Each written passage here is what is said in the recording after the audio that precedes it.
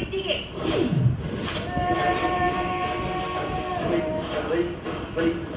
ದಾವಣಗೆರೆ ಜಿಲ್ಲೆ ಜಗಳೂರು ತಾಲೂಕಿನ ದಿದ್ದಿಗೆ ಗ್ರಾಮದ ಮಹಾದೇವಪ್ಪ ದಿದ್ದಿಗೆ ಪದವಿ ಮುಗಿಸಿ ಖಾಸಗಿ ಶಾಲೆಯಲ್ಲಿ ಶಿಕ್ಷಕರಾಗಿದ್ದರು.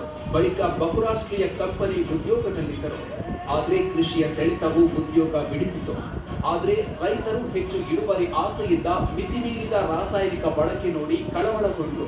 ರಾಸಾಯನಿಕ ಮುಕ್ತ ಸಾವಯವ ಕೃಷಿ ಪ್ರಚಾರದಲ್ಲಿ ತೊಡಗಿಸಿಕೊಂಡ ಮಹಾದೇವಪ್ಪ ದಿದ್ದಿಗೆ ಅವರೀಗ ಸಾವಯವ ಕೃಷಿ ಕುರಿತ ಜಾಗೃತಿ ಮೂಡಿಸಲು 8 ವರ್ಷದಿಂದ 4 ಲಕ್ಷ ಕಿಲೋಮೀಟರ್ಗೂ ಹೆಚ್ಚು ಪ್ರಯಾಣಿಸಿದ್ದಾರೆ.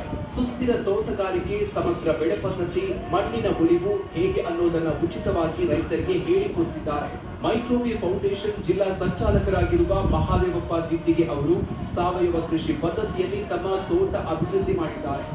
ಅಡಿಕೆ, ತೆಂಗು, ವಿವಿಧ ಹಣ್ಣಿನ ಗಿಡಗಳು, ದೀರ್ಘಾವಧಿ, ಅಲ್ಪಾವಧಿ ಬೆಳೆಗಳನ್ನು ರಾಸಾಯನಿಕ ಮುಕ್ತವಾಗಿ ಬೆಳೆಯುತ್ತಿದ್ದಾರೆ.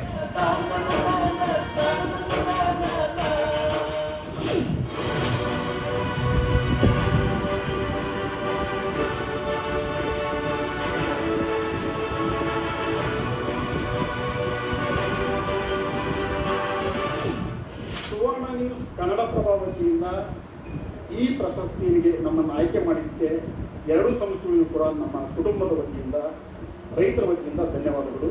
ಮಣ್ಣಿಗೆ ವಿಷ ಹಾಕೋದನ್ನು ನಿಲ್ಲಿಸಿದರೆ ಕ್ಯಾನ್ಸರನ್ನು ನಾವು ಅವಾಯ್ಡ್ ಮಾಡ್ಬೋದು, ಆಸ್ಪತ್ರೆ ಖರ್ಚುಗಳನ್ನು ಕಡಿಮೆ ಮಾಡಬಹುದು ಅಂತಕ್ಕಂಥದ್ದು ನಮ್ಮ ವಿಚಾರ. ದಯವಿಟ್ಟು ಶ್ರೀ ಮಾಣಿಪ್ರ ಚನ್ನವೀರ ಮಹಾ